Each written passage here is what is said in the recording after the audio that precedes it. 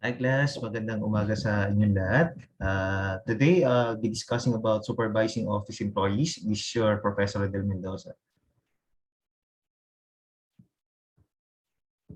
Okay, so supervision is managing others through leadership and personal influence. So management means simply getting things done, not necessarily through coordination of the efforts of other people. So there are some situations that we are calling a certain people to be a charismatic one, yung malalakas yung charisma, no? And that attitude seems to be very hard, no? Mahirap kasi yung charisma na you're just trying to show up, no, to other people, but you are not really that kind of individual.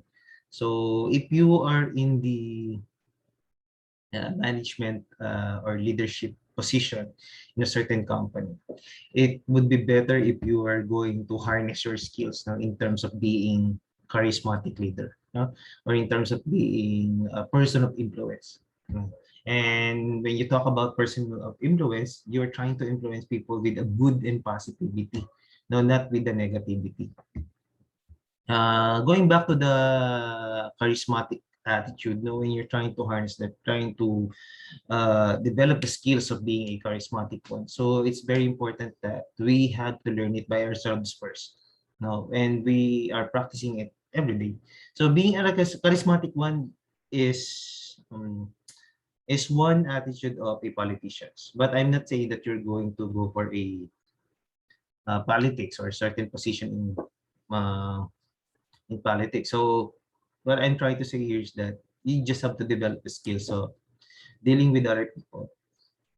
And I'll be telling you that one today on how we could develop skills of supervising individuals. Because if you are a person who are going to influence other people, you should be influencing them consistently. No? And it should be day by day. And a manager should be exhibiting a certain kind of skills or attitude uh, that could magnetize other people, no, into positivity. So we are trying to talk about behavioral theories of leadership. No? There are some behavioral theories, and one is are based upon the belief that great leaders are made, not born. Not rooted in behaviorism. So this leadership theory focuses on the actions of leaders, not on mental qualities or internal states. So according to this theory, people can learn to become leaders through teaching and observation. So what I'm trying to say here, being a charismatic leader, when you want to know about it, you have to learn to observe first. No, when you are in a certain environment, our first challenge here is to observe the surroundings, observe the attitude and behavior of other people, so that you could relate with them. Now, observing, but also responding, no, to whatever stimulus that you are going to face in a certain community or environment. And what you would observe, you should adopt a certain principles that could be relatable, to other people. Those are good ones, those that could help the community, improve and empower individual, and you are going to teach them on how to do the same thing. No? Observation and teaching are ways to become leader. No? And it's very challenging because what you would observe should be accompanied with application. You are going to apply what you would teach, what you would observe to other people, and those teachings that should be learned from that by them should only be focusing on the improvement of the community and improvement of themselves, and also empowering other people as well. Next, situational theory on leadership is a leadership theory developed by Paul Hersey and Ken Blanchard. Okay, the fundamental underpinning of the situational leadership theory is that there is no single best style of leadership. So effective leadership is a task relevant, and that the most successful leaders are those that adapt their leadership style to the maturity, the capacity to set high but attainable goals, and willingness to and ability to take responsibility of the task. That is why we are giving positions to, at times, to those leaders who are, usually there's an age bracket of that now when you're going to apply for a supervisor or manager, because companies right now are looking for leaders who are matured enough. And when you talk about maturity, you are emotionally stable. Number one is you are emotionally stable. Next, physically stable as well. Okay. I hope you are financially stable because nowadays the pandemic, even if you have a lot of savings that would lost, no, that would be consumed, no, to some essentials. And all those things less emotional, physical, financial, and spiritual is very important as well. It's very important that a matured leader should know how to pray, no, and to lead people by examples through prayer to the Lord Jesus Christ, no. So those are being matured enough. When you are matured, you don't really your mindset is not just about the competition, because some leaders are competing with their members, no? That's a sad reality about leaders. And if you are immature leaders, that those negative thing would be imposed by you. But if you are matured enough, you would not think about that, no. You not think about insecurity because you are already secured, no, if you're a leader. And that's why we are giving positions to leaders who are matured, no, who can think more than what we can think, no. It's more than beyond the members thinkings. um he should be set aside, he or she should be set aside, because the mindset is different, no. The pathway is different as well. Some leaders are dealing with already with a master's or a PhD. I hope they are master's degree, but some leaders are also like if you are just baccalaureate degree, it's big possibility that you would become leaders based on your skills and based on your attitude, no. And the management would do their best to encourage you to go further studies, no? Next, leadership style. So Hersey and Blanchard characterize leadership style in terms of the amount of task behavior and relational behavior that leader provides to their followers. Now, they categorize all leadership styles into 4 behavior types, which named as S1 to S4. So S1 is telling what, how, when, and where to do that. So again, this was our lesson last time. If you tell, you should be keeping information like what they're going to do, how they would do that, why they should do that, the reason behind doing that, when they should do that, and where to do the task. So all those whys, all those W's questions should be oriented to a certain individual. That is why we're giving enough job orientation, job design orientation, job specification orientation to people who are initially hired in a certain company, because our intention is to deal with what we are doing, to deal with the real transactions that the company is doing. No? Next, the S2 is selling, two-way communication with social, emotional support. So if you are giving tasks, we should also be willing to provide two-way communication, like providing advices, no, like the one I told you last time. Counseling is very important. Now we need to counsel people because everyone needs emotional support. No, we need to admit that one. Even though some people are just smiling at you, even though some of your employees are smiling, they're doing their tasks well, but behind their back, behind that smiles, no, are deep sorrow at times, especially if they are passing through a certain problems. So you should be willing to deal with that by providing emotional support. And S3 is participating, shared decision making. So if we are trying to put a certain decision into action, you should be able to gather some details about it, gather some additional details, gather some information about it, because the best solution is always being taught by a group of people. It's not just being taught by one people. That is why we are encouraging a team support here when we are trying to create a decision making, especially if that deals with the transaction that we are doing in a certain company. Next, S4 is delegating, monitor the progress. So it's not just when you give the task, that's it. No? When we give the task, we have to monitor it day by day, even if R bar R, if that is applicable, that would be okay, no? But at times there should be a feedback. There should be an evaluation of what you're doing. Now, if there is like a 1 week evaluation to that, do that. 2 days or 3 days or 4, depending upon the uh, duration of the period of the monitoring progress. Now, so it's very important that we should not give up with in terms of monitoring. We should not just be complacent, no, with what we have given to our employees. It's very important that we monitor the progress each day. So maturity, Blanchard, Hersey, and Blanchard situational leadership theory identified 4 levels of maturity.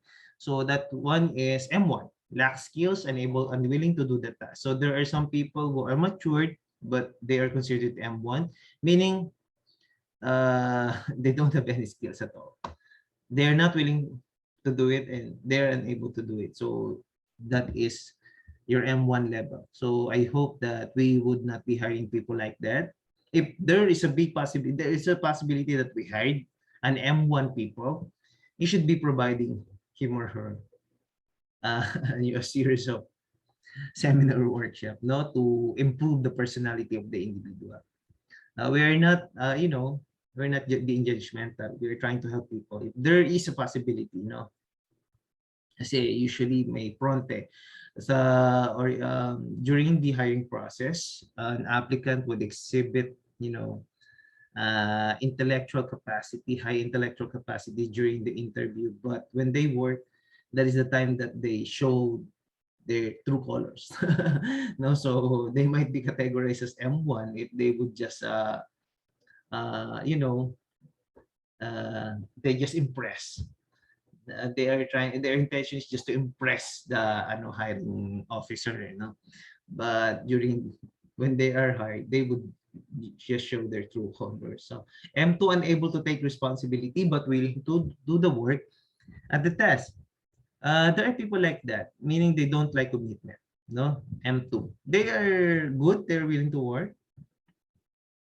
They are actually dealing well, with the work. And talagang gumagawa sila, magagaling sila. But they don't like responsibility at all. That's why there are some people who that just go with a full-time position. They would just cling on with part-time jobs because they don't like responsibility. They don't want being burdened by so many paperworks. They just want to deal with the real transaction that are happening in a certain company. They neglect some of the, unimportant ones. There are people like that, M2, meaning they don't like commitment. That is why there are some people na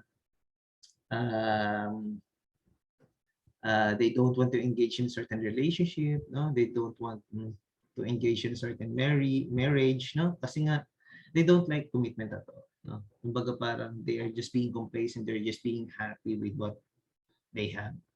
Okay? M3, experience and able to do the task but lack confidence. Meaning, ang galing, ang taas ng pinag-aralan, kayang gawin yung trabaho pero they are lacking confidence, meaning walang tiwala sa sarili. No? There are people like that. I have known a lot of students who are like that. Ang gagaling pero ayaw sumali sa mga contest kasi nga they don't want rejection. No, they don't, they fear rejection, meaning natatakot sila na ma-reject, natatakot sila magkamali. I'm telling you right now, just commit a lot of mistakes because through mistakes, you're able to learn from it. If you would be able to find mistakes in what you're doing, then commit yourself that next time I won't be able to do that. I'll make would be a better version of myself, no? Na hindi ko nagagawin to, na natuto na ako, no? We only learn if we have committed a certain mistakes, because if you keep on committing correct things, there's no room for mistakes. Then when if there is a possibility na magkamali ka, mas masakit para sa iyo. Talagang lagmok talagang bagsak ka talaga doon. Kasi nga those people who are committing mistakes and na-encounter nila na magkamali, they are not afraid of it anymore. And they are committing themselves na there's always a way, there's always a space for improvement. No? Laging may pagkakataong ma-improve yung sarili natin. Next, M4, experience siya. No, able din, willing and confident. Ito sana all na to, may M4, no. So siya yung model employee, no. Unquestionable. Okay, next we also have development level class in supervision according to Ken Blanchard. 4 combinations of competence and commitment make up what we call development level, no. Yung D4 is high competence and commitment, mataas yung competence niya and commitment sa kumpanya. Kumbaga parang it's not just about the salary, it's also about giving him or her skills, sharing the contribution in terms of skills, helping people, helping the community. Yun yung development level niya D4. D3, moderate to high competence. So meaning may nag-hold pa sa kanya, no, to participate or to share himself to other people, no. D2, some to low competence and high commitment, no? Competent na rin at saka mataas yung commitment pero hindi pa ganun kataas yung competence niya. So meaning we are to provide a lot of seminar workshop for this person so that this person will be improving himself, no? D1, low competence and high commitment. Ang taas ng commitment, no? Very willing to work, kaya lang yung mga output na sinasubmit medyo mababa yung quality. Okay, well, again, we're going to provide seminar workshop, counseling method, supervision, etc. No, for that person. Okay, next, the role and functions of supervision class. So supervisor plays an important role in the business environment. So their primary job is to see that the work performed by employees is what? Completed on time and at the highest levels of quantity. Yun naman lagi talaga, no? Hindi yung ang galing-galing nga pero yung output ang onte. So ano yung role niya sa supervisor? Number 1, communicator. He should be able to communicate well. Should be able Tagalog, English, Bisaya, whatever language you have, as long as you can communicate with other people, that's okay. No? Kasi nasa Pilipinas naman tayo.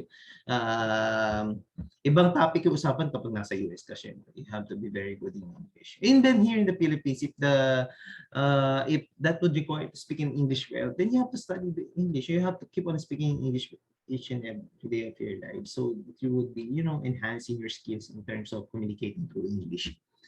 And number 2, trainer. You should be good in dealing with that. Nasabi ko nga, it's not just one time. But also, it takes a lot of time to train people. No? Until you have fully developed a certain individual, then you have, did your job. Number 3, being a student. No? I keep on encouraging supervisors to keep on studying, go further studies, masteral, doctoral, double doctoral degree, etc.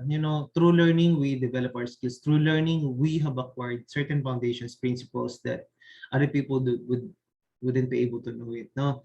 Kaya nga sabi ko, through studying, through learning, we are expand our knowledge, we are expanding we are growing our mindset. No? We are not just limited to being a broad-minded or a fixed mindset individual, but being a broad-minded and also adopting the principle of growth mindset.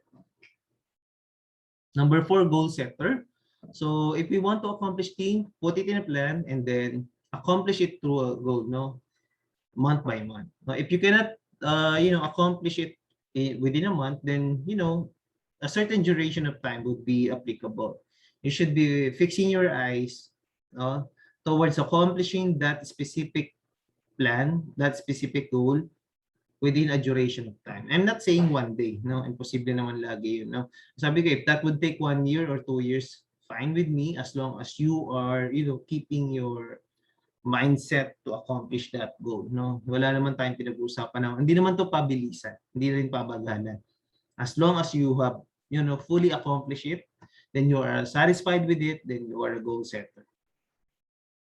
Number 5, evaluator. You should be transparent. No, as an evaluator, you should be able to evaluate people based on their skills, based on their knowledge, based on their attitude, based on the company's rules and regulations. No, hindi lang dahil sa gusto natin. Dahil gusto natin siya irregular, barkada natin siya, friend natin siya, kahit ang dami niyang mali, kahit palpak siya, regular pa rin siya. No, it's not about that. Being a supervisor is being, equal to all the people. No? You should be treating all the people equally. Human resource specialist. No? Talk about human resource specialist kasi that is a job of the HR. But being a human resource specialist in your own department, a supervisor, you should be able to deal with what? Good, all those things that I'm teaching you. No? Communication, trainer, student, goal setter, those are part of the HR. Attendance monitoring, counseling, advising, supervising, those are parts of the HR. So ibig sabihin yung 1 up to 12 are part of the skills also of the HR, being an HR specialist. Computer expert number 7, no? That's why we have basic MS Word, PowerPoint, Excel, Access, at least, no? If you are not IT student, then you still have office productivity subject, no? In whatever subject you are dealing. Kasi nga, very important, no? When you work. So we are always dealing with computers right now. Wala naman nagta-type to sa papel lang, nagsusulat lang sa logbook. Wala. Lahat gumagamit ng computer. So each one of us should be well adept in using technologies. Advisor, yun nga yun. No? Advisor, supervisor, you should be willing to advise. 9, producer of great talents. No? Producer people who are being a leader of themselves as well. No? Ayun, kasukatan ng pagiging leader is you are able to develop people to become leaders as well. Idea champion. No? Innovator of ideas. So you should be all innovators, not just leaders but also the members, but you should also be willing to listen to your members in formulating new ideas or new concepts that could help the company. Environmental watchdog. So supervisor should also be environmentalist, no? Meaning is willing to take care of the environment as well. No, not just the people, but to take care of the environment. So by simple actions like throwing your trash in a trash bin, that is a great example to a model, being a model to your members. Number 12, international manager. So meaning talk about it, you should be for having a good foresight as well. No? Meaning your thinking should be advanced. You should be observing also the economy, the international trading, and etc. All those things as part of the operation and management in your department. So what are the new challenge class for supervisor? Number 1, skills. Some supervisor doesn't possess skills at all. So there's also a specific seminar workshop for the supervisor to enhance their skills, to enhance their talents and potentials, to become models to their group. Number 2, time management. So some supervisors deals a lot of tasks. So if you're a member, try to approach your supervisor if you could help in any way. Try to lessen the burden or task of a supervisor. If you have the initiative to ask your supervisor, so you could lend a help to them. Number 3, controlling the working environment. So at times there are some people who are controllable, some plantillas or subordinates who are not, following your instructions.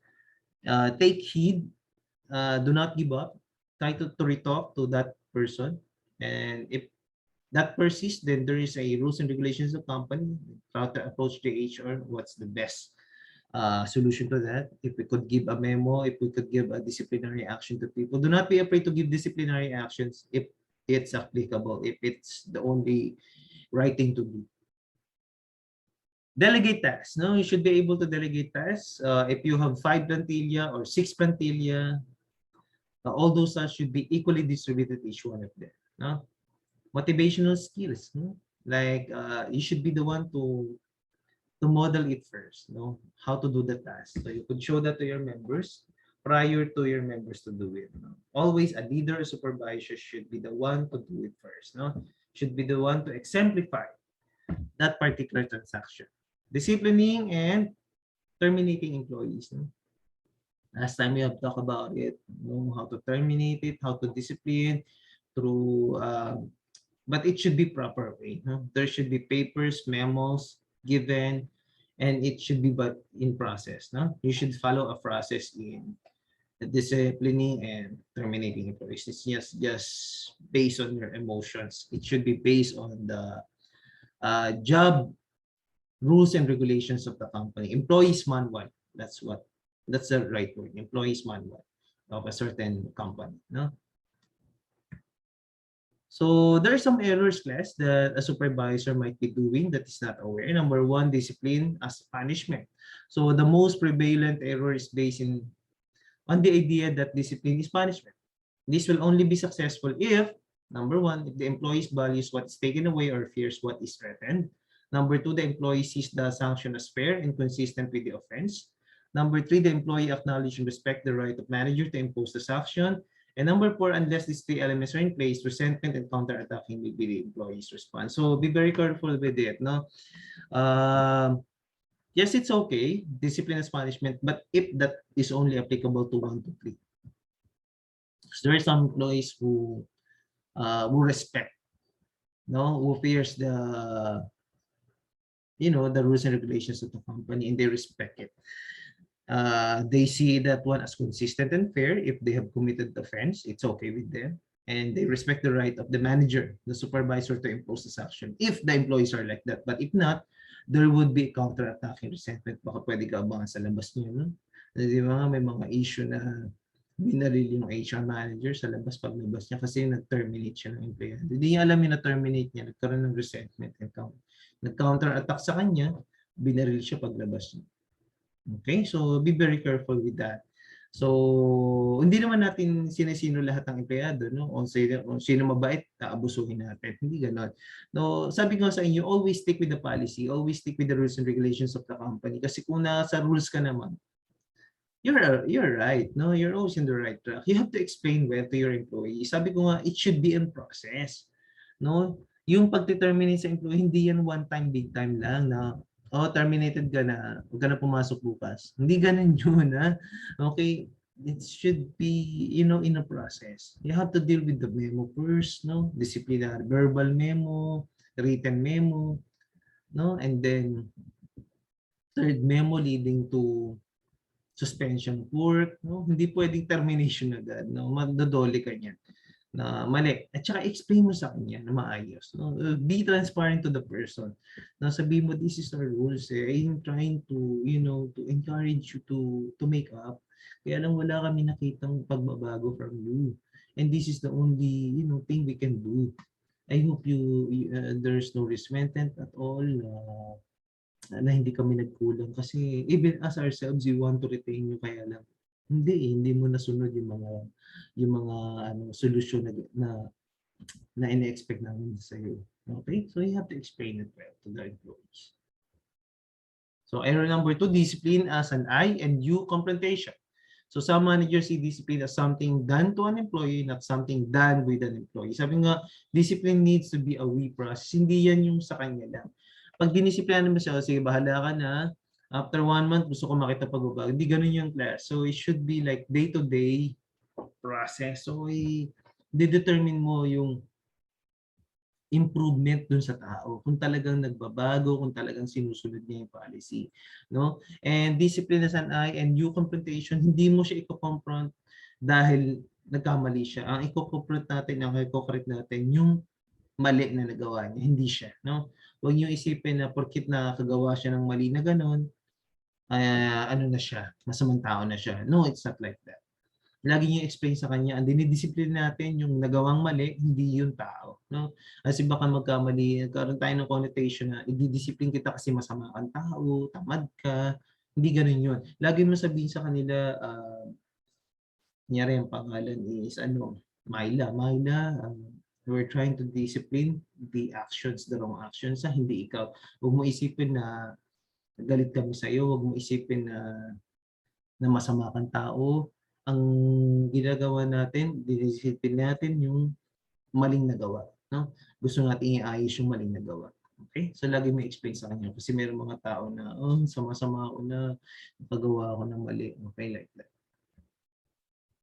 Number 3, too late, too late. No, managers are too slow to respond to an emerging issue or problem. Bakit?